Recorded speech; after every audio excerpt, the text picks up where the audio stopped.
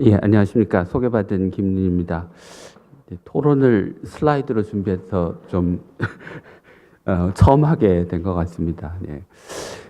신현웅 박사님께서 이제 발표를 해주신 그 내용의 접근 방법이 보건의료 발전 계획이라고 하는 게 왜 필요하고 그것에 무엇을 담을 수 있는가를 이야기하신 연역적인 접근 방법을 썼다면, 저는 거꾸로 우리나라 보건의료 체계가 안고 있는 문제가 뭐고, 그것의 원인은 뭐고, 그것을 어떻게 해결할 수 있고, 거기에 보건의료 발전 계획이라고 하는 것은 어떤 역할을 할 수 있고, 다른 부분은 무엇인가, 이런 반대로 귀납적인 방법으로 말씀을 드려볼까 합니다. 근데 이게 귀납적이고 연역적인 방법이라는 게 서로 상충되거나 대치된다는 뜻은 아니고 보완적인 의미로 이해를 해주시면 될 것 같습니다.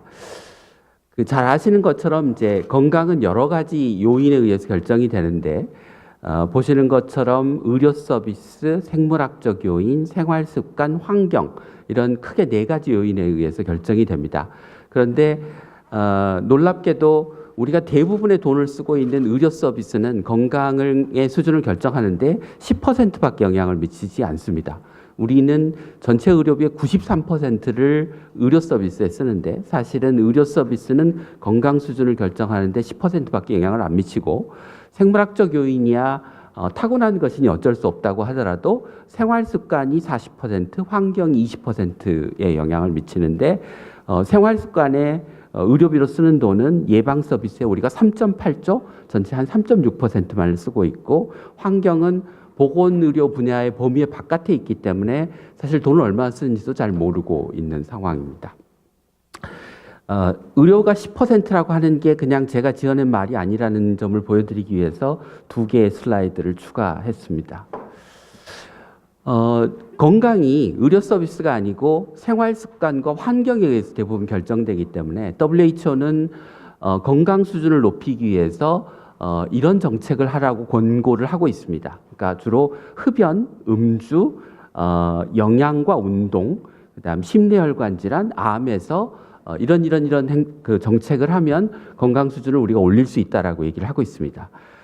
복잡하게 쓰여 있는 것을 요약해서 말씀드리면, 크게 보면 예를 들면 소금이나 트랜스 지방 같은 것의 생산을 규제하고 거기에 세금을 붙여서 건강에 유해한 제품들을 많이 소비하지 못하도록 하고, 술 먹고 담배 피는 장소를 제한하고 판매하는 장소를 제한해서 접근성을 떨어뜨리고, 광고를 제한하고 국민들에게 올바른 정보를 제공해서 좋은 건강한 행태를 갖도록 하는 것입니다.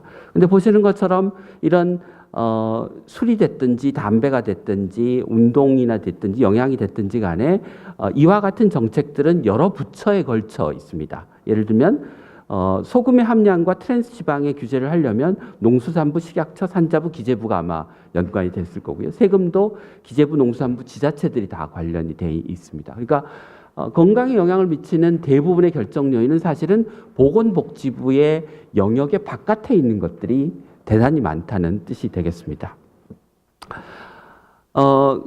그럼에도 불구하고 이제 그런 상황에서 보건복지부가 하고 있는 예방이라고 하는 것은 무엇을 하고 있느냐면 주로 보건교육을 하고 있습니다. 그러니까 금연교육, 영양상담, 운동에 대한 상담, 이런 얘기를 하고 있죠.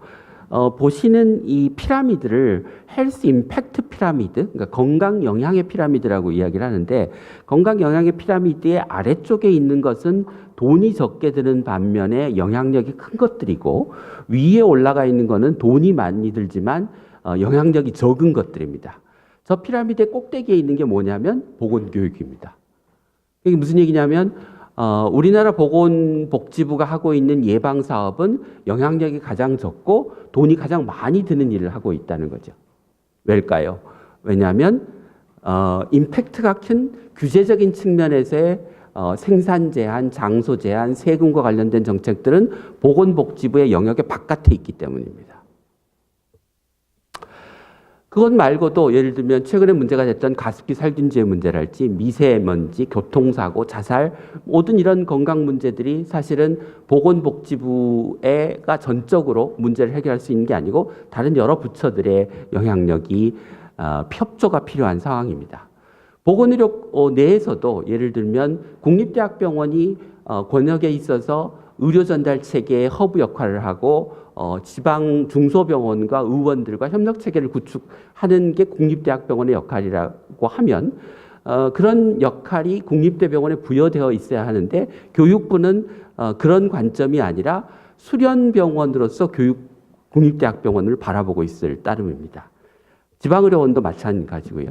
만약에 국립대학병원을 우리가 공공의료기관으로서 국가의 의료정책을 수행하는 중요했던 파트너로 생각을 한다면 국립대학병원의 거버넌스가 바뀌고 조직이 바뀌고 예를 들면 교수 중에 그냥 진료와 연구를 하는 교수가 아니라 공공의료에 기여하는 교수의 트랙을 만들 수도 있는 거고요. 진료회계와 공공의료회계를 분리 운영해서 평가하고 국립대학병원이 단지 진료의 수준이 얼마나 높고 교육을 얼마나 잘하느냐뿐만이 아니라 지역병원에 대해서 얼마나 지원을 하고 의료 전달 체계를 구축하는 데 노력하는지를 평가의 중요한 구성 요소를 해야 국립대병원의 역할이 바뀐다는 뜻이 되겠습니다. 보시는 그림은 WHO가 얘기한 보건의료 체계의 틀입니다. 오른쪽에 있는 것은 보건의료 체계가 목표로 하는 건강 수준, 재정적 보호, 국민들이 원하는 서비스를 얼마나 제공하느냐 하는 것이고 왼쪽에는 그런 목표를 달성하기 위한 수단으로서의 구성 요소를 얘기하고 있는데 그 구성 요소의 맨 위에는 스튜어드십이라고 하는 게 있습니다. 일종의 리더십이죠. 그러니까 정부와 사회의 리더십을 이야기합니다. 이런 정부와 사회의 리더십은 앞서 말씀드린 것과 같은 맥락에서 건강 문제에 있어서 보건복지부가 전적으로 영향력을 발휘하는 게 아니고 기재부도 행자부도 교육부도 지방자치단체도 모두 다 영향력을 행사하고 있죠. 예를 들면 기재부가 공공의료기관 평가의 기준으로 삼고 있는 심평원의 기준이 뭐냐면 진료비의 조정률입니다. 삭감률을 목표로 하고 있습니다. 그러면 심평원은 진료비를 삭감하는 기관으로 평가를 받고 있는 거고 그렇기 때문에 사실은 의학적으로 합당하지 않은 진료비의 조정이 계속 일어나고 있는 거죠. 진료비의 불합리한 조정을 실제로 하는 것은 심평원이지만 그 뒤에 심평원을 그렇게 만드는 것은 기재부의 공공의료기관 평가 시스템이라고 하는 것이 뒤에 있는 것입니다. 보건의료 발전 계획이라고 하는 것은 제가 앞서 말씀드린 것을 배경으로 하면 복지부만 해서 되는 일이 아니고 전 정부적으로 여러 부처가 협력해서 공동의 합의된 목표를 가지고 그것을 달성하기 위해서 노력해야 되는 과정이죠. 정책 결정 과정을 분류한 앨리슨이라고 하는 학자는 정책에 참여하는 정부의 여러 부처 또는 이해 당사자들이 공통의 목표를 가지고 협력을 해서 정책 목표를 달성하는 모델 1과 그것에 정반대되는 형태로 각자가 가지고 있는 이해관계와 목적을 추구하는 관료정치의 모형을 대비시켜서 얘기를 하고 있습니다. 우리나라의 현재 보건의료와 관련된 정책은 1번일까요? 3번일까요? 저는 3번이라고 생각합니다. 물론 3번이 꼭 나쁘다는 뜻은 아닙니다. 보건의료기본법에 보건의료정책심의위원회라고 하는 게 있고 보건의료정책심의위원회는 보건의료 발전계획을 수립하도록 하고 있는데 그 구성을 보시면 시행령 4조에 기획재정부, 교육부, 과학기술정보통신부, 행정안전부, 환경부 여러 부처의 차관들을 위원으로 하고 있습니다. 이렇게 위원회의 구성을 만들어 놓은 이유는 보건복지부가 관장하는 영역 밖의 건강을 결정하는 중요한 정책들이 대상으로 하고 있기 때문입니다.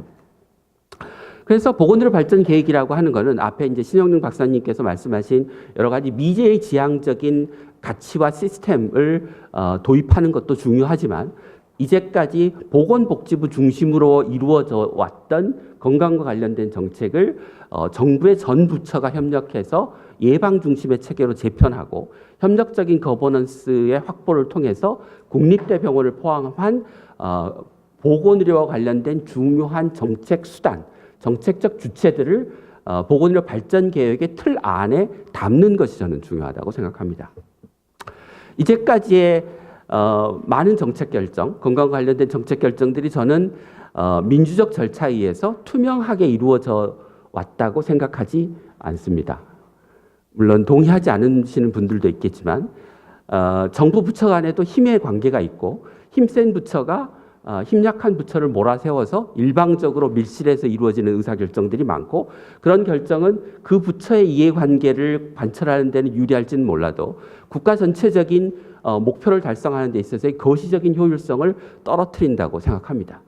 기재부가 심평원의 진료비 조정률을 평가지표로 삼으면 전체 우리나라 의료 시스템의 거시적인 효율성이 올라갈까요? 저는 그렇지 않을 거라고 생각합니다. 방어 진료하고 비급여 진료 횡행하고 그래서 결국은 의료 시스템의 전체적인 성과를 떨어뜨리는 거죠.